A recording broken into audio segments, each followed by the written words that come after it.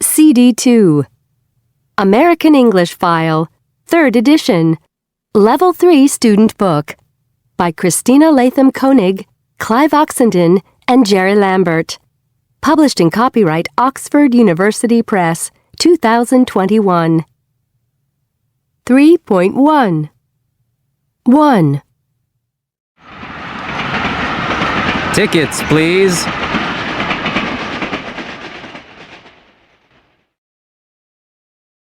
Two. Does everyone have their seatbelts on?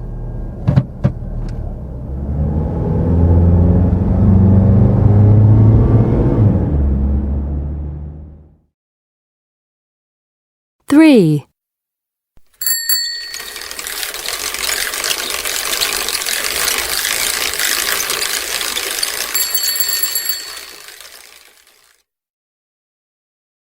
Four.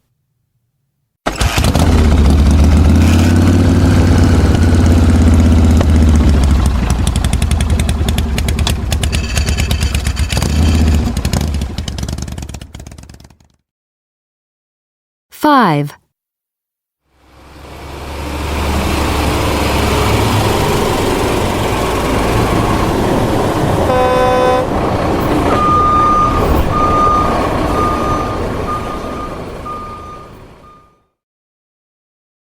Six.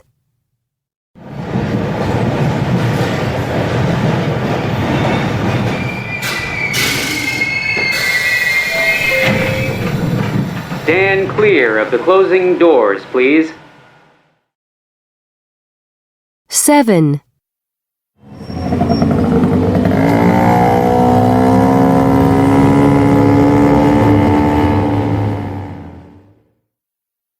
Eight.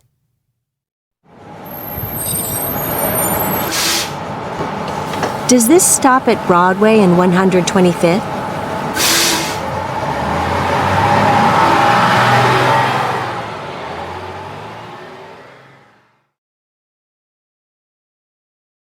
Three point two.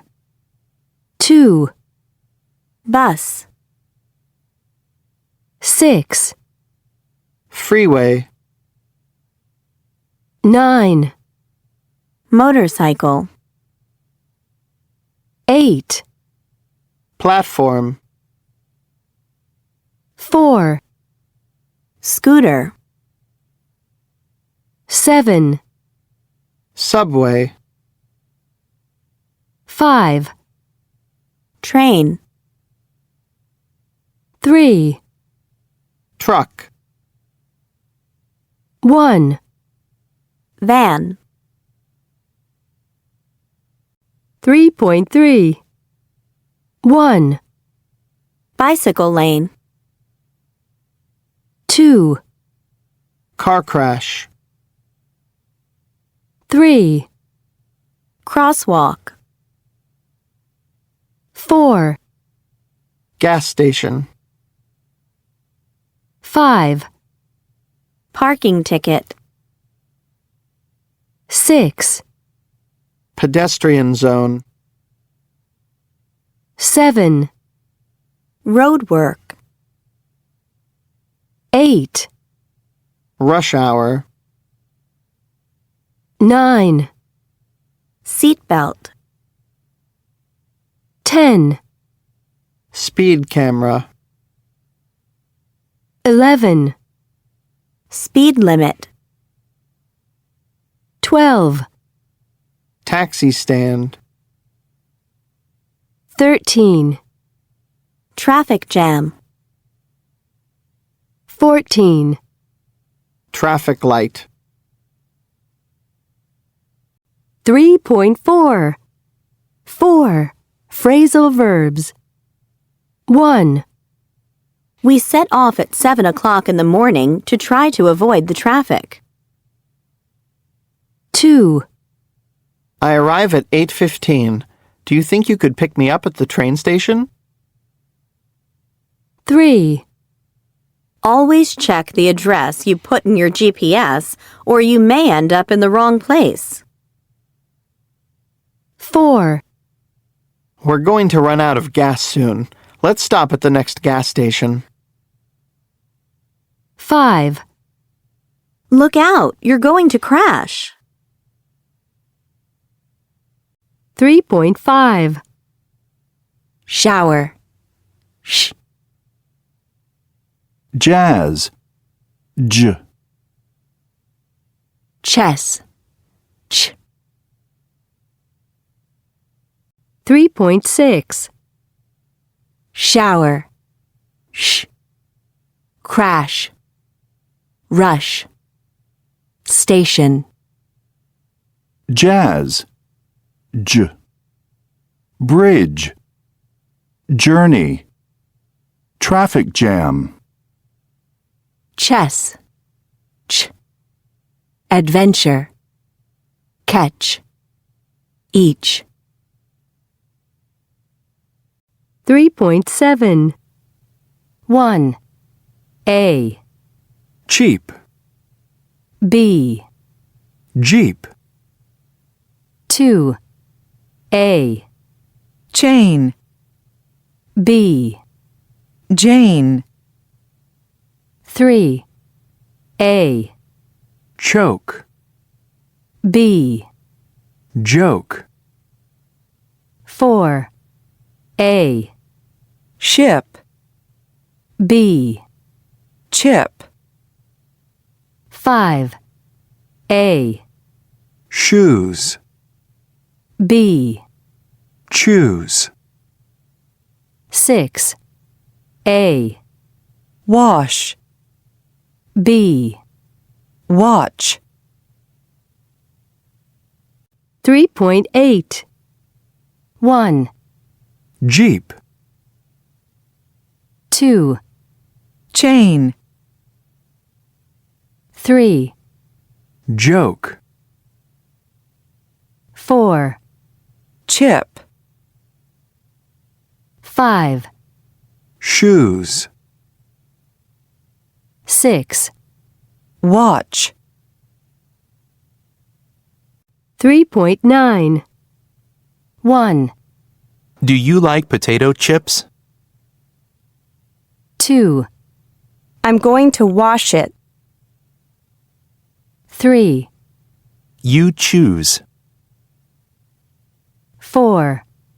Don't joke about it. 5. Is it cheap? 3.10. Tanner took a taxi from the boatyard to the airport where the seaplane was leaving from. It took 45 minutes to get from the boatyard to the airport. Once he got on the seaplane, Tanner quickly made up the time he spent riding in the taxi.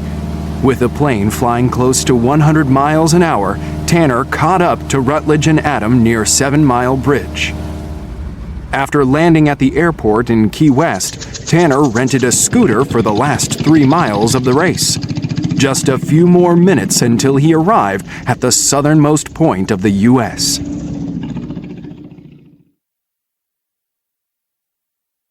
.11. Rutledge Wood, who had traveled in the boat, ran from the Key West boatyard to the streets of Key West. After running for a few minutes in the heat, he hailed a taxi, which brought him to the southernmost marker in Key West and the U.S. Unfortunately, Adam and Tanner were already standing next to the marker.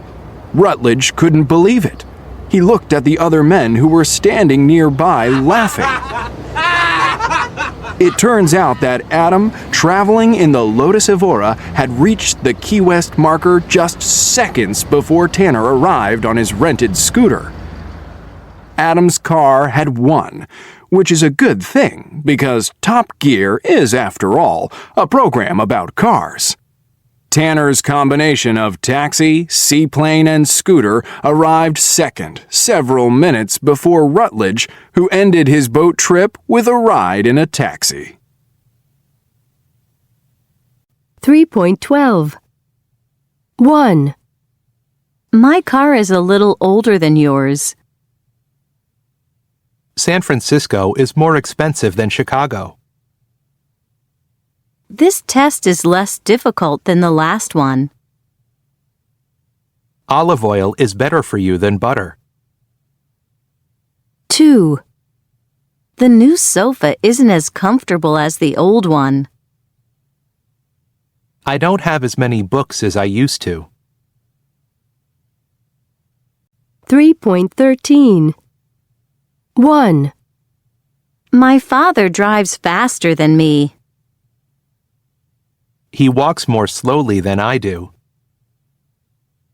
Atlanta played worse today than last week. 2.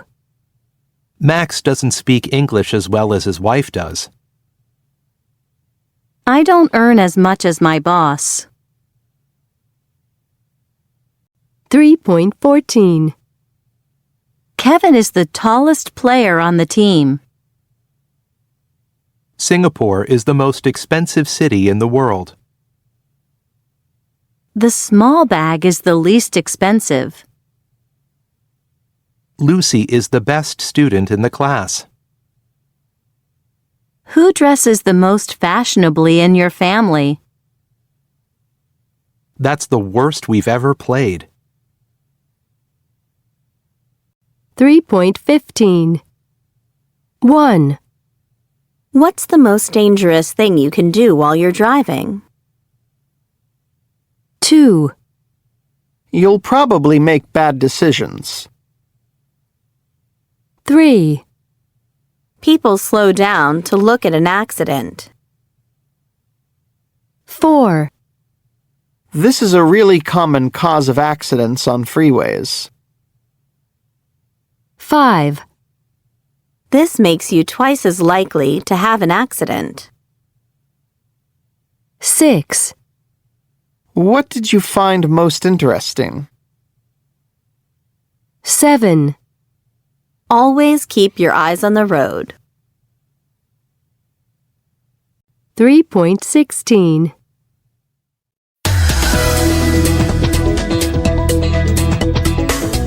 Hello and welcome.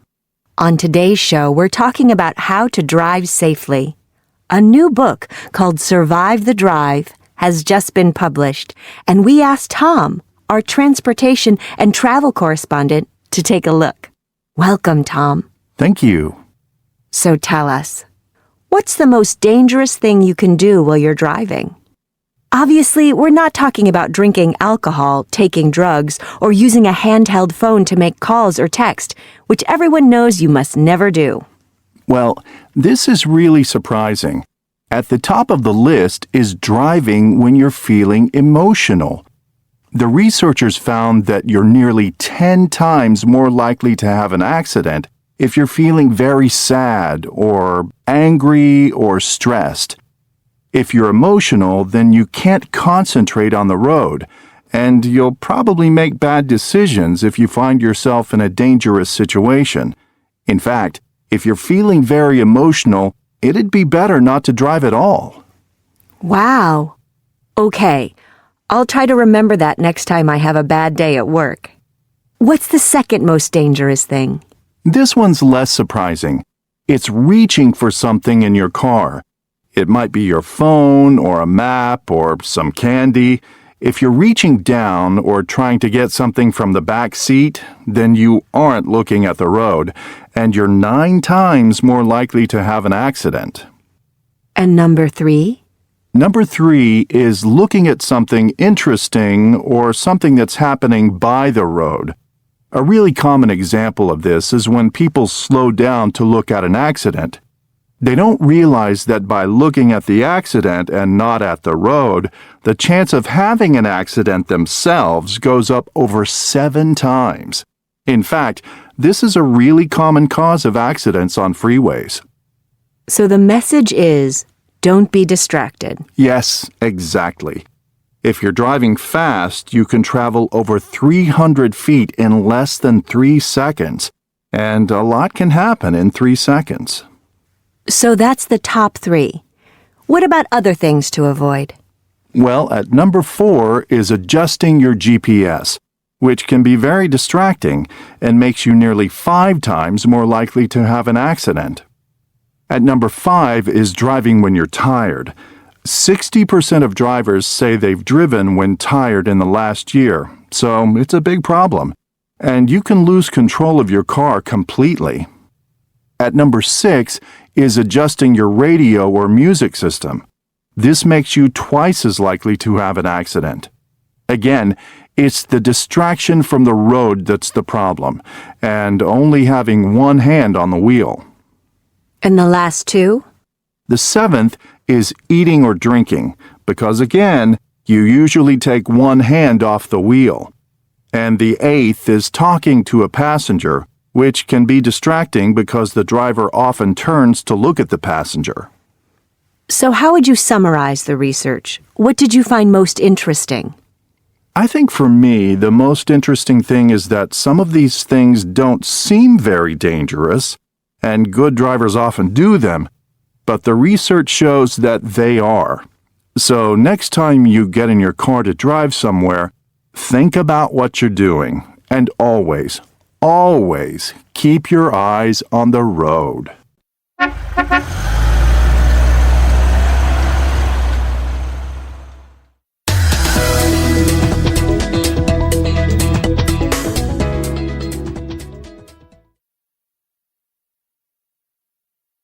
.17 1. Generally speaking, I think it's true that women worry more about their appearance than men.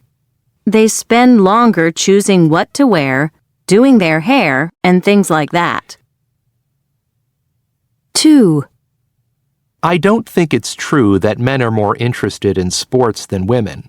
However, on the whole, I think women tend to have fewer opportunities to actively participate in sports. 3. I think that in general, men worry about their health more than women. Hypochondriacs are usually men, not women. 3.18 1. Daddy, did you know that girls are smarter than boys? No, I didn't know that. Ha! See? 2. A man goes to see a lawyer. Excuse me, what do you charge? $1,000 for 3 questions. Wow, isn't that a little expensive? Yes. What's your third question? 3. Hello. Did you come to see me with an eye problem? Yes. How did you know? Because you came in through the window instead of the door. 4. What did you do at school today, Patrick? It was a great day. We made explosives. And what are you going to do at school tomorrow? What school? 3.19 1. It's a nice house. She's a lawyer. 2. I saw an old man with a dog. 3. What an awful day. 4. I have classes 3 times a week. 3.20 1. I saw an old man with a dog. The dog was barking. 2. The doorbell rang and my father opened the door. The children are at school. 3. The moon goes around the earth. 4. I'm going to the movies tonight. 5. It's the best restaurant in town. 3.21 1. Girls often learn to read earlier than boys. Love is more important than money. 2. She's not at home today. I get back from work at 5:30. 3. I never have breakfast.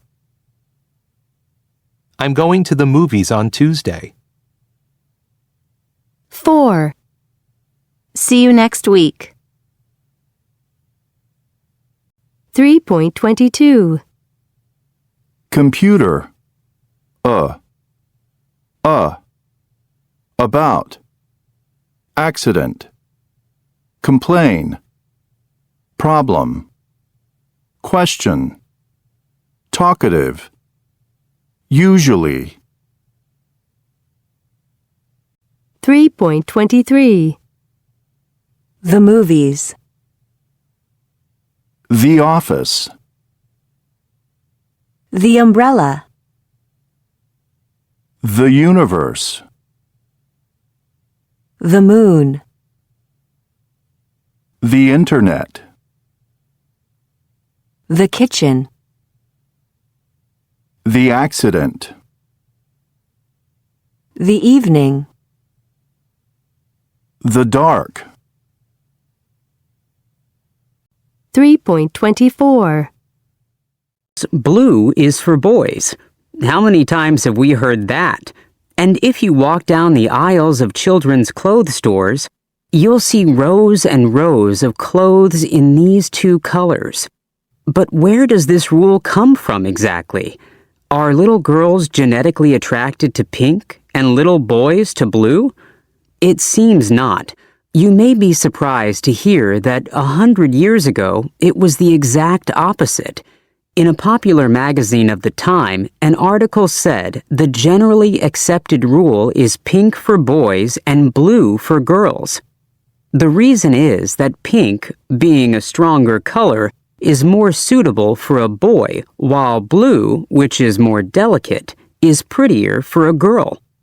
The change to pink for girls and blue for boys happened only after World War II. The idea of women being equal to men emerged, and as a result, people started dressing little girls in pink.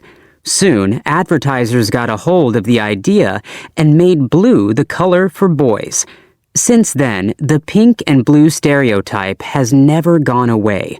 And it's not only clothes, but all sorts of other things as well. Girls' rooms and furniture are painted pink. Girls' accessories are made in pink. Girls' toys are packaged in pink. South Korean photographer Jang Mi-yoon was so struck by this that she created a series of photographs called the Pink and Blue Project, where children were photographed in their rooms with all the things they possessed in either pink or blue.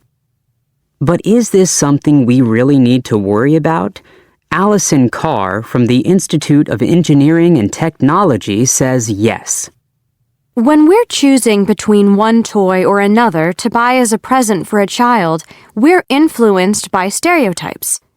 And if the child is a girl, we'll probably choose something pink. And this is a problem because not only are 89% of girls' toys pink, but also only a very few of them are connected with science or math. Most girls' toys are still based on dolls and dressing up, while boys' toys are more likely to be related to building and cars.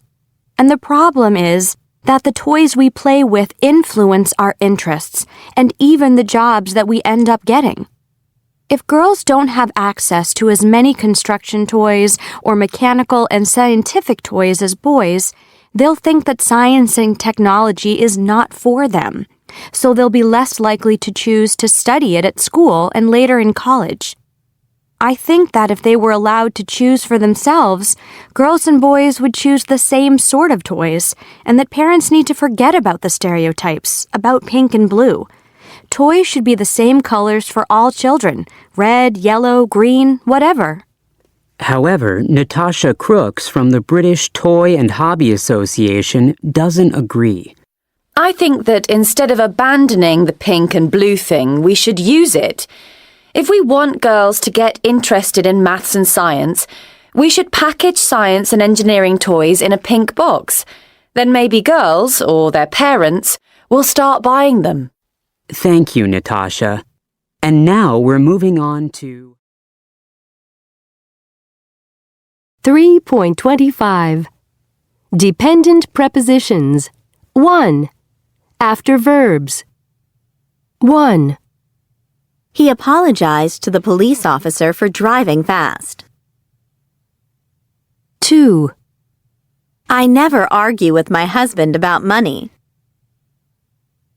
3, We're arriving in Miami on Sunday.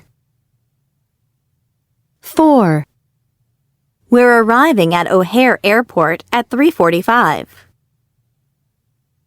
5, Could you ask the waiter for the check? 6, Do you believe in stereotypes? 7, Who does this book belong to? 8, I can't choose between these two bags. 9, We might go out. It depends on the weather. 10, I dreamed about my childhood last night. 11, Don't laugh at me. I'm doing my best. 12, I'm really looking forward to the party. 13, If I pay for the meal, can you get the tip? 14, This music reminds me of our honeymoon in Italy. 15, I don't spend a lot of money on clothes.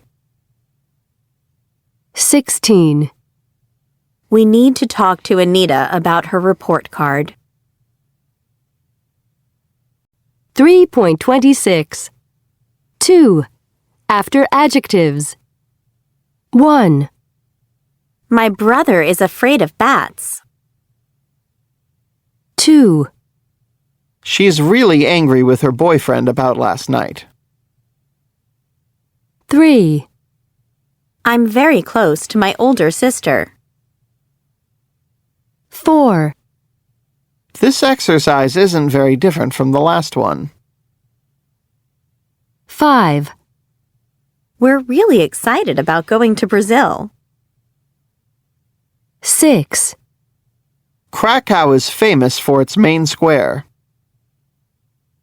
7, I'm fed up with sitting in this traffic jam. 8, I'm very fond of my little nephew. He's adorable. 9, I've never been good at sports.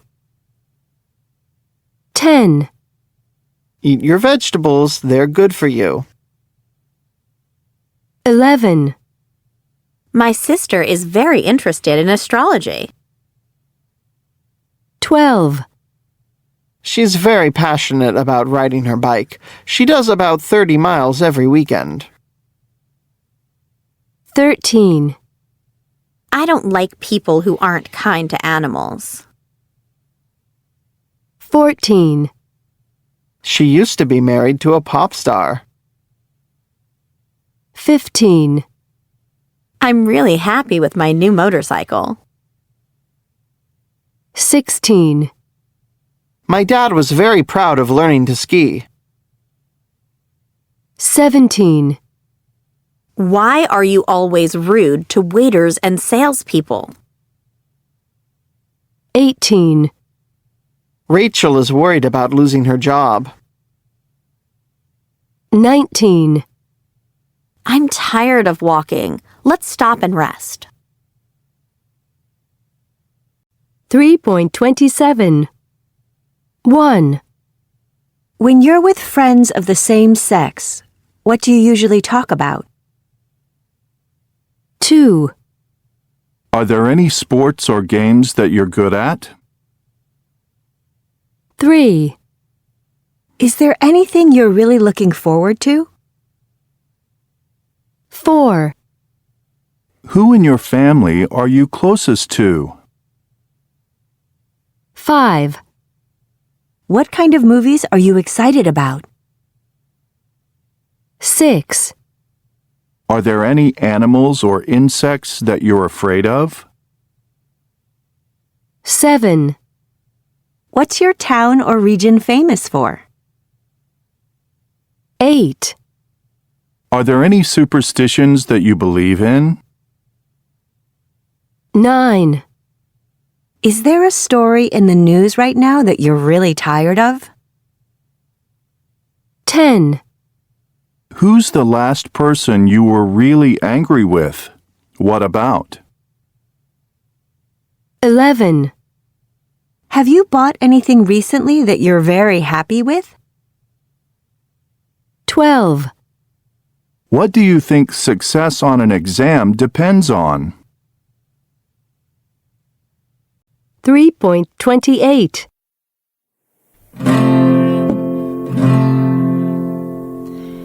You work hard, but your money's all spent. Haven't got enough to pay the rent. You know it's not right, and it makes no sense to go chasing those dollars and cents. Chasing those dollars and cents. That was great, Kerry. Thanks. Kerry, you used to be in a band. Now you play solo. Why did you change?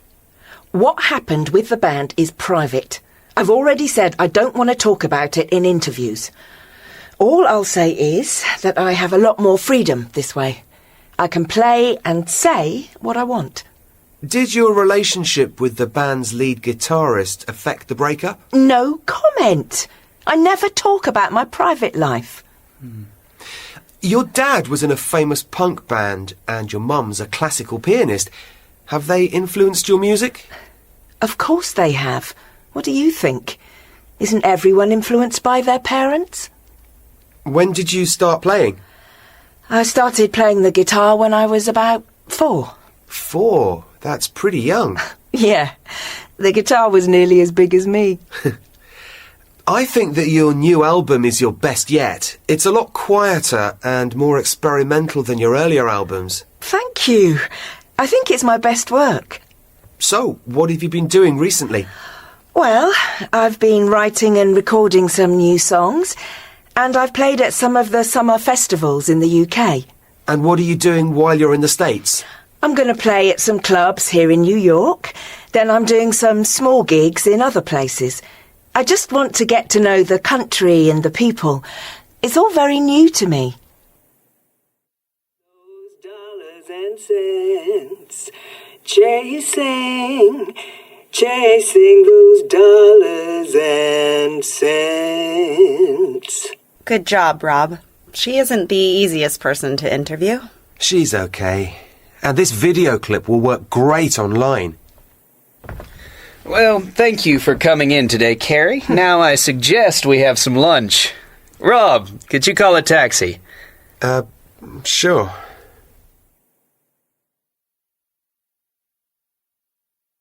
$3.29. So, when will you be coming back to New York, Carrie?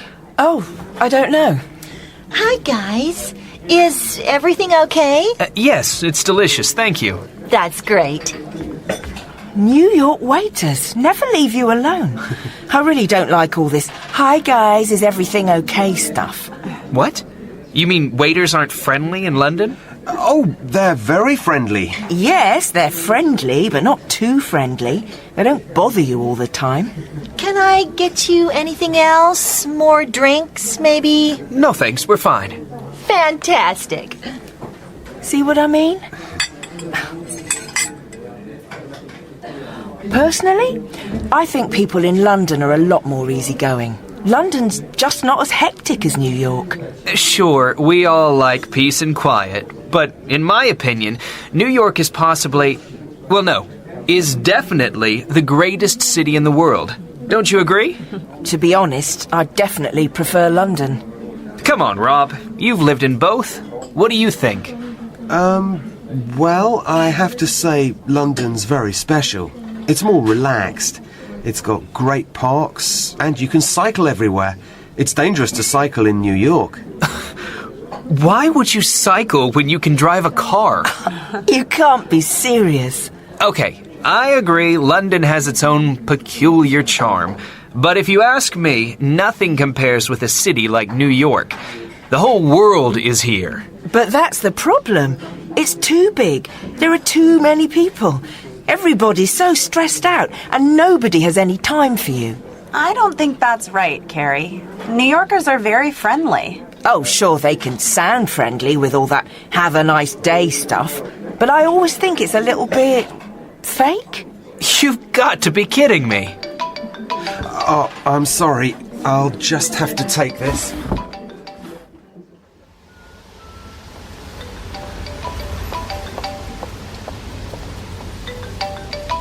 Hello? Yes? You're who? The taxi driver? What did she leave? Her cell phone. Right. Okay. Yes, we're still at the restaurant. See you in about 5 minutes.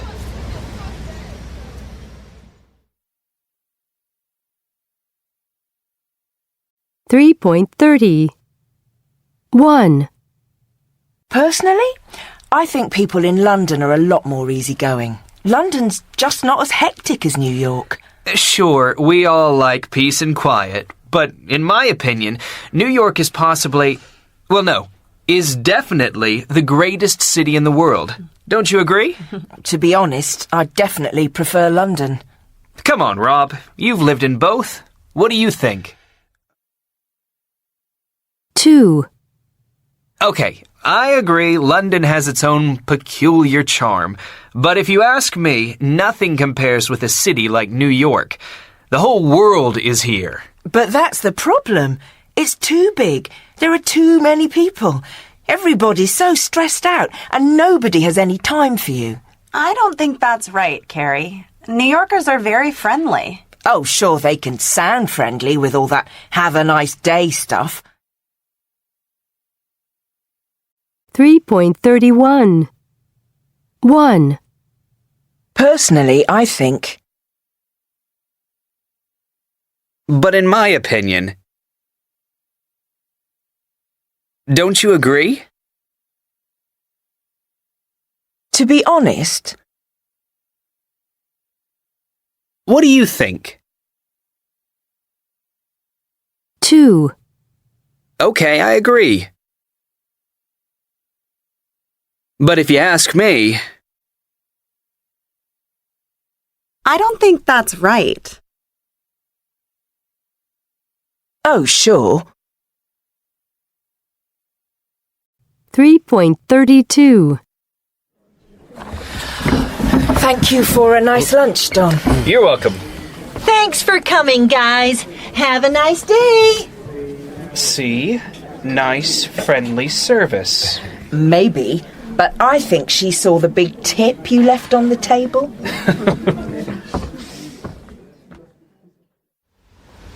Did you mean what you said in the restaurant, Rob? Did I mean what? About missing London. Sure I miss it, Jenny. Really? But hey, not that much. It's just that moving to a new place is always difficult. But you don't regret coming here, do you? No, not at all. It's just that you seemed homesick in there. For the parks, the cycling. Well, there are some things I miss, but... Oh, hang on a minute. Look over there. Our taxi's come back.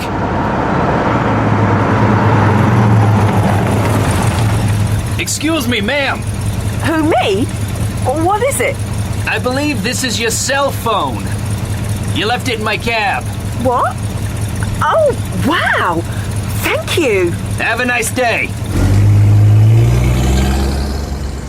That was so kind of him. See? New Yorkers are really friendly people.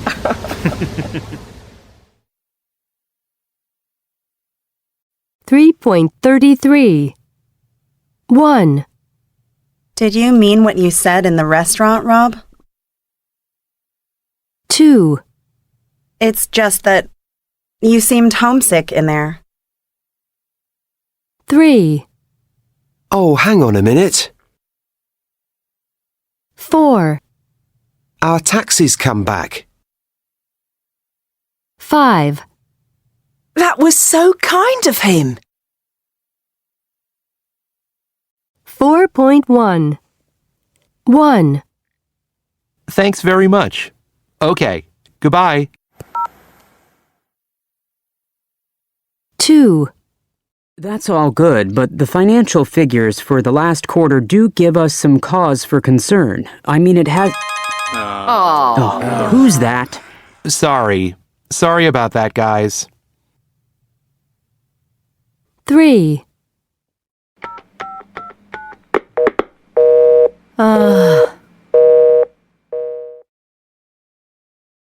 4. All our representatives are busy right now. Please hold for the next available representative.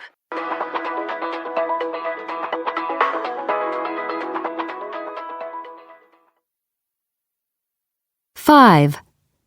Please leave a message after the tone. Hi, Jack. It's Sandra. I was just calling. 6.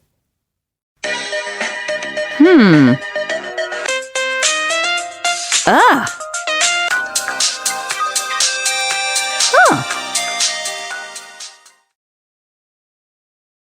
7.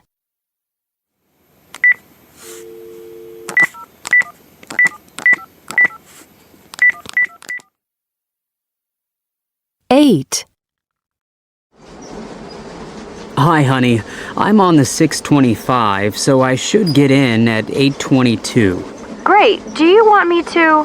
Hello? Jane? Jane, can you hear me? 9. Hello?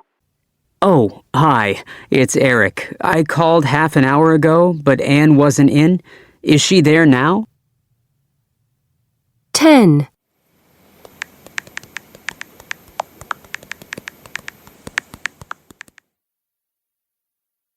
11. Here, take a look. Yeah, the next one. Oh, you look so pretty. Where's this one taken? 4.2. 7A.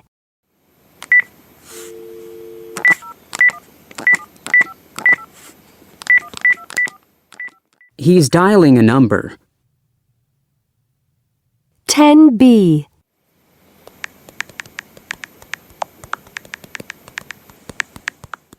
She's texting a friend. 1C. Thanks very much. Okay. Goodbye. He just hung up. 6D.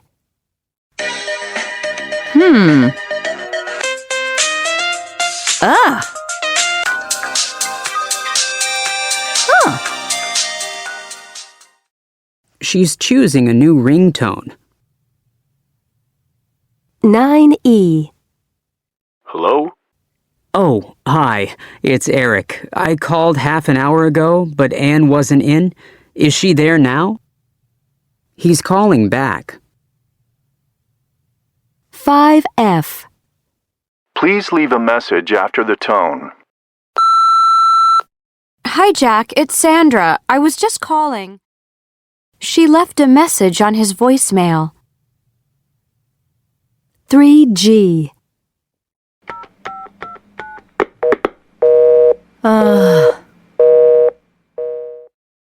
The line's busy. 11H. Here, take a look. Yeah, the next one. Oh, you look so pretty. Where's this one taken? She's swiping through photos. 2I. That's all good, but the financial figures for the last quarter do give us some cause for concern. I mean, it has... Who's that? Sorry. Sorry about that, guys. His phone went off in the middle of a meeting. 4J.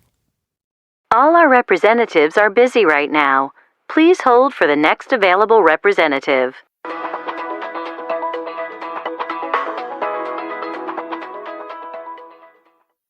She needs to talk to a helpline, but they put her on hold. 8K. Hi, honey. I'm on the 6:25, so I should get in at 8:22. Great. Do you want me to? Hello, Jane? Jane, can you hear me? He was cut off in the middle of a conversation. 4.3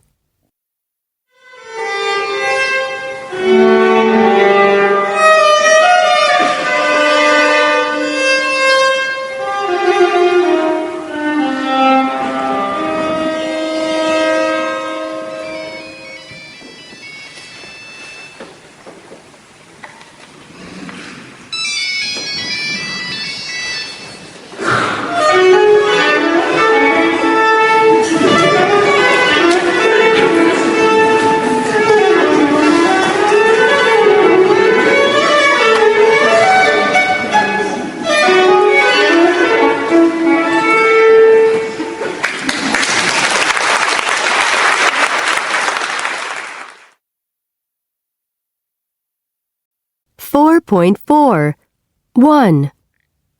You have to turn off your phone during takeoff and landing. You must be on time tomorrow because there's a test. 2.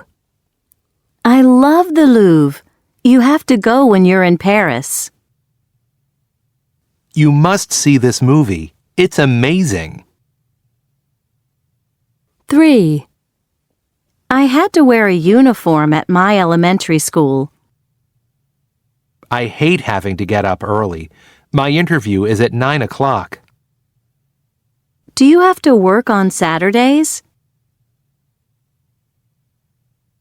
4.5 You don't have to pay. This museum is free. You don't have to go to the party if you don't want to. 4.6 You must not park here. 4.7 1. You should take warm clothes with you to Quito. It might be cold at night. You shouldn't drink so much coffee. It isn't good for you. 2.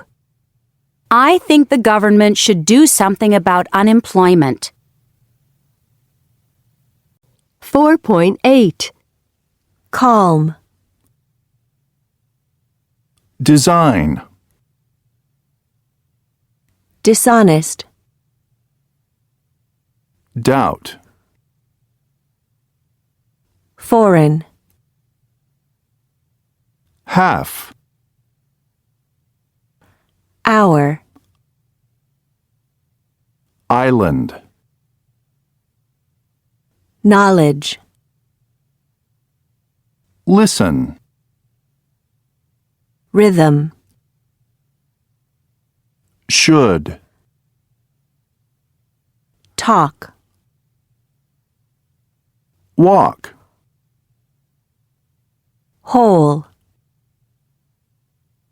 Wrong. 4.9 1. She's a nice woman, don't get me wrong. And on the whole, we get along well. But one thing she does that I think is really rude is that whenever she comes over for a meal, she criticizes my cooking. I'm not a professional, obviously, but I think I'm a pretty good cook. And it really annoys me, especially after I've spent hours making something really good. 2. Well, he lives in New York City and he likes to come and stay with us from time to time, which is great. But he just called me saying he's coming next month and he's bringing his new dog. I know he just got this dog and he takes really good care of it and doesn't like leaving it alone, but it's still a puppy and my girlfriend and I aren't very into dogs. Also, we just redecorated our house and we did a lot of work on the yard, and I'm pretty sure the dog's going to destroy them both. 3. He's 8 years old, and his parents don't set any rules for him, so he's really wild. And whenever they come to our house, he just shouts all the time, jumps on the furniture, makes a mess in the kitchen. He even writes on the walls. It's really exhausting, but my sister's very sensitive about me criticizing her son, so generally I don't say anything. But I've reached the point where I'd almost prefer it if they didn't come over. 4.10 Belinda 1. I think you should be the one who behaves well. 2. You shouldn't argue with her because she won't change her opinion. Damien 3. I think you should politely but directly say how you feel. 4. To be honest, you don't really have to give a reason.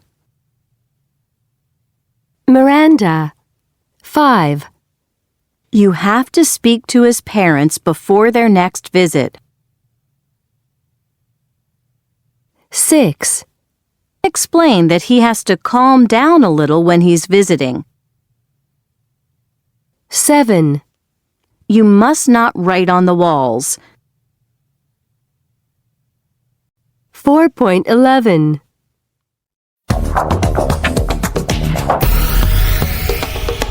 Good afternoon, everyone. On today's Modern Manners Show, the subject is family and what to do with rude relatives. Our etiquette expert, Sarah, is here to take your calls. So if you have a family member who behaves badly and you don't know what to do about it, just call us here at 1-800-555-4545. And our first caller is Belinda from Walnut Creek. Hi, Belinda. Tell us about your rude relatives. Well, I hate to say it because it's such a cliche, but it's my mother-in-law. She's a nice woman, don't get me wrong, and on the whole, we get along well, but one thing she does that I think is really rude is that whenever she comes over for a meal, she criticizes my cooking. I'm not a professional, obviously, but I think I'm a pretty good cook, and it really annoys me, especially after I've spent hours making something really good. Okay, so Sarah, over to you. How should Belinda deal with her mother-in-law? Hi, Belinda. I know this won't be easy, but when she does this, I think you should be the one who behaves well. Stay calm, thank her as politely as possible for her advice, and change the subject. You shouldn't argue with her because she won't change her opinion, and it won't make you feel better either. Instead, encourage your husband or another relative to say how great your cooking is in front of your mother-in-law. When she sees that her criticisms aren't having any effect and that everybody else loves your food, she'll either stop criticizing or she'll start paying compliments herself. Thanks very much, Sarah. Great advice. And our next caller is Damien from Hudson. Hi, Damien. I think you're going to tell us about a problem with your brother. Is that right? Yes, that's right. So, what's the issue? Well, he lives in New York City and he likes to come and stay with us from time to time, which is great. But he just called me saying he's coming next month and he's bringing his new dog. I know he just got this dog and he takes really good care of it and doesn't like leaving it alone, but it's still a puppy and my girlfriend and I aren't very into dogs. Also, we just redecorated our house and we did a lot of work on the yard, and I'm pretty sure the dog's going to destroy them both. Sarah, what do you think Damien should do with his brother and his dog? Do you think it's rude to arrive at someone's house with a dog? Yes, I have to say I do. It's bad manners for a guest to bring an uninvited pet, even to a relative's home. This is true even if you have one of your own and your house is already animal-friendly. I think you should politely but directly say how you feel. You can add a reason, like, as you say, you just redecorated. But to be honest, you don't really have to give a reason. Well, that's very clear advice. Thanks, Sarah. And finally, Miranda from San Pedro. Hi, Miranda. Tell us about your problem. Hi there. My problem's with my nephew, my sister's son.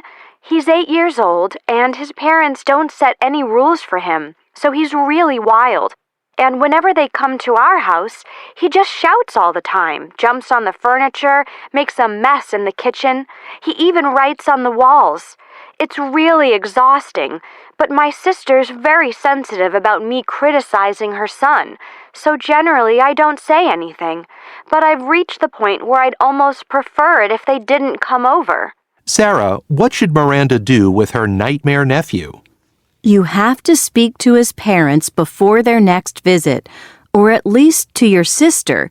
But instead of being critical, say how great it is that their son has so much energy and how much you love him, but then explain that he has to calm down a little when he's visiting.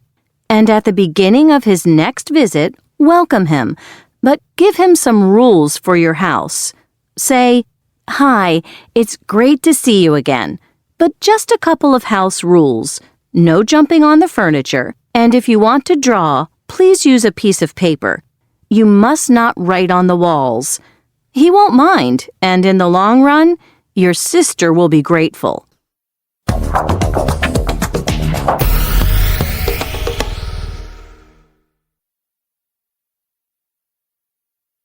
(4.12) 1. I can speak Italian well. Lucky you. I'd love to be able to speak Italian. 2. When I was a child, I could draw really well. Really? I've never been able to draw.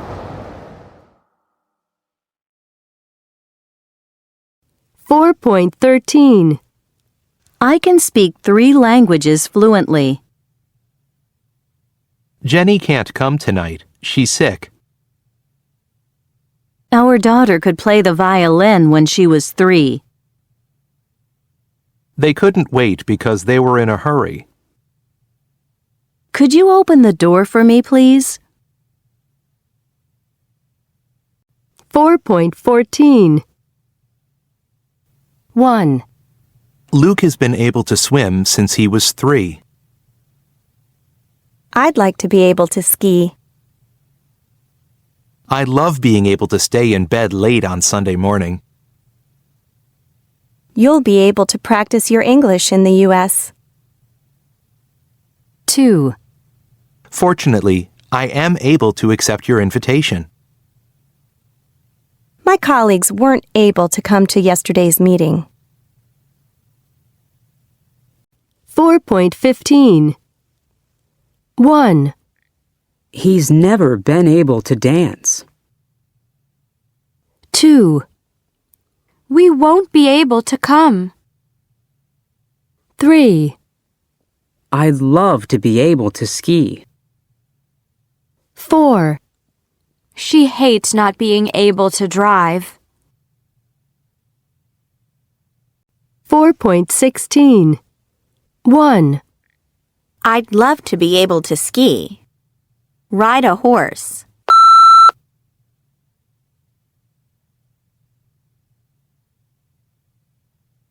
I'd love to be able to ride a horse. 2. We won't be able to come. Park.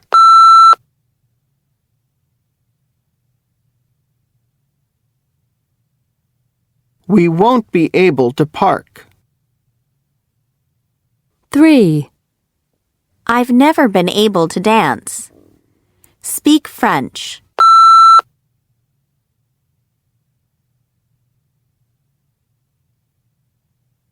I've never been able to speak French. 4. She hates not being able to drive. Cook.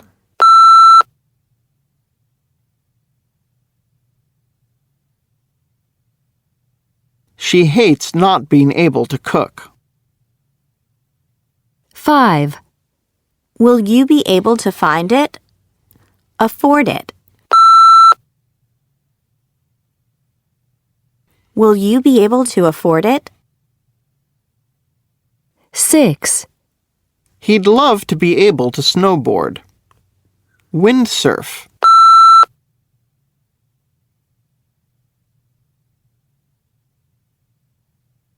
He'd love to be able to windsurf. 7.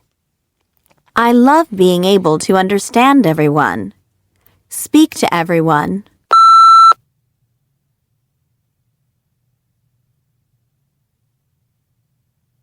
I love being able to speak to everyone. 8. They haven't been able to finish. Come.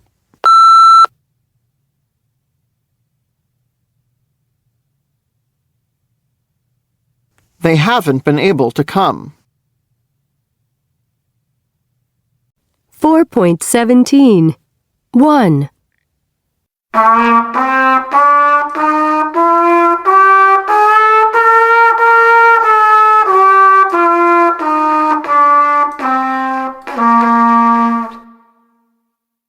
Two.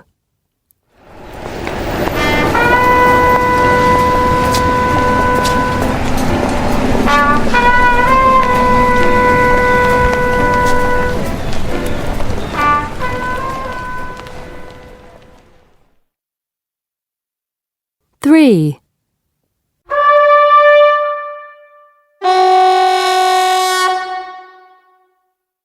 4. 5.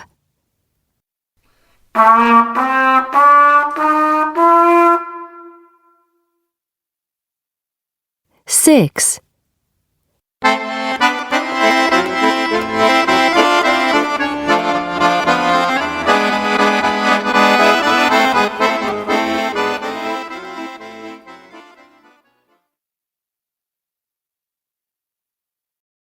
4.18.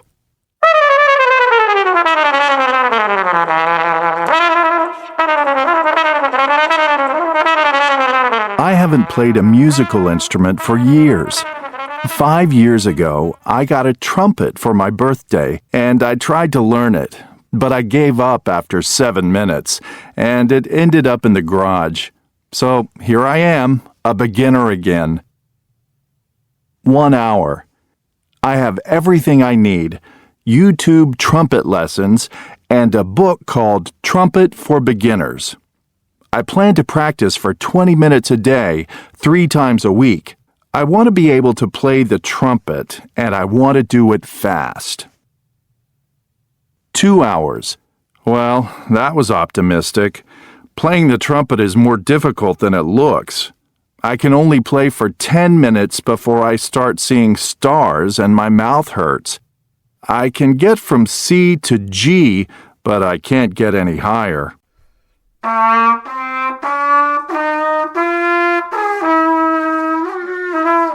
It's depressing. 5 hours. I'm now practicing for 10 minutes at a time. I can play a whole octave from C to C.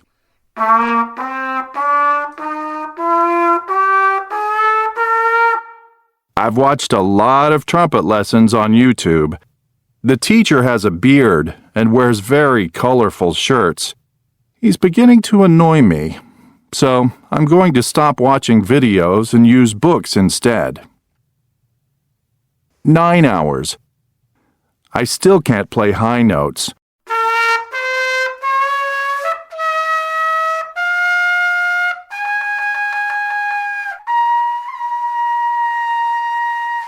I can play some very simple tunes, but nothing I actually want to play.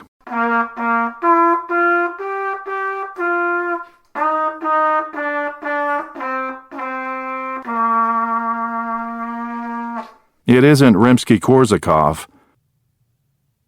14 hours. I've been practicing 3 times a week, but I'm not getting any better. I've put the trumpet in the closet. 15 hours. One evening, I'm at a school concert, and I meet Matilda Lloyd, one of the best trumpet players around. She was a winner in the BBC Young Musician competition in 2014. I ask her for help, and the following week she gives me a trumpet lesson. I'm doing everything wrong. I need to forget everything I learned from the man with the beard and the colorful shirts. I need to start again. 17 hours. I'm getting better. My trumpet is starting to sound more like a musical instrument. I'm practicing for half an hour every day. I'm enjoying myself. And the neighbors' dogs have stopped barking. 20 hours. I was planning to finish my 20 hours of practice by performing in the subway for an afternoon, but I can't do it. 20 hours is too little. But give me 100 hours, and you'll see me playing the trumpet on a street near you.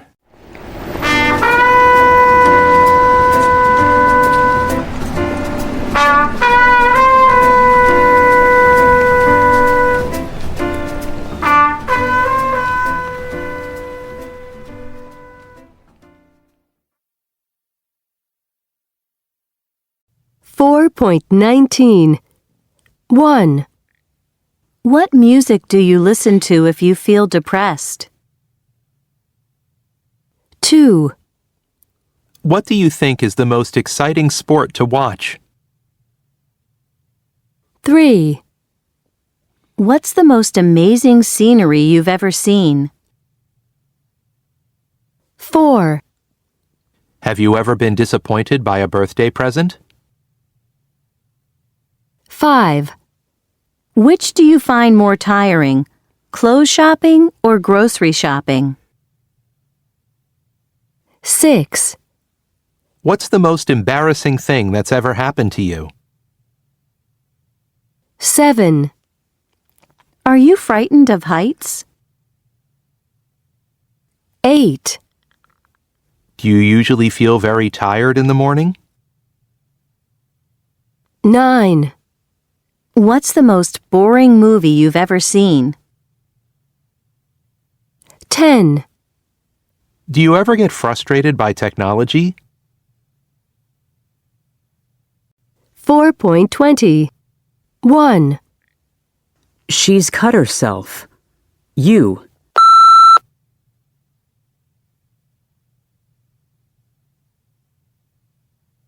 You've cut yourself. 2. I'm teaching myself Spanish. He's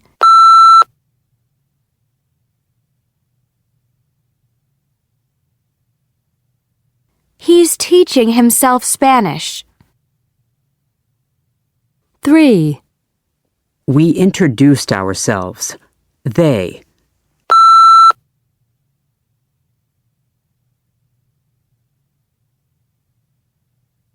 They introduced themselves.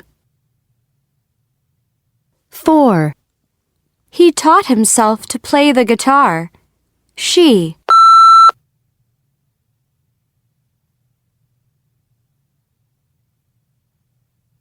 taught herself to play the guitar. 5. He often talks to himself. I.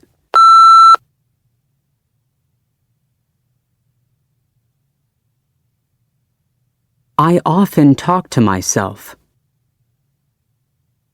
6. I really enjoyed myself last night. We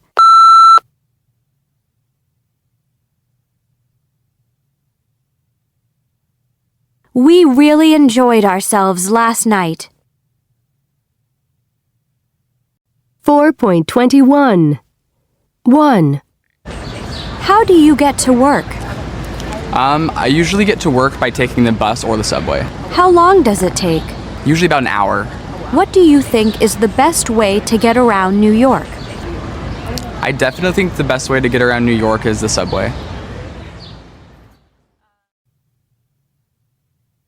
2. Do you think women are better than men with young children? Or do you think that's just a stereotype? I think that it is definitely a stereotype that women are just better with children than men are. I believe that both sexes provide children with equally valuable experiences. So I definitely trust either sex to raise children and love children, you know, with the same styles and the same quality and, you know, respect and love. 3. Are there any stereotypes about men and women that you think are true? I think women do think differently to men, and I think conversations tend to be different as well. Women are much more into what did you say and what did he say and what did you feel and all the rest of it, and men are far more pragmatic and, you know, just want to know the score, as it were. 4. How many languages do you speak? I speak English and I also speak Afrikaans. Is there a language you'd like to be able to speak? I would very much like to be able to speak Spanish. Why Spanish? Because Spanish is spoken all over the world, and I feel it's important to be able to communicate with more people. 5. Is there anything that people do with their phones that really annoys you? It annoys me when people, like you're trying to have a conversation and they're just sitting there texting somebody else or having a conversation with people that aren't, you know, in front of them.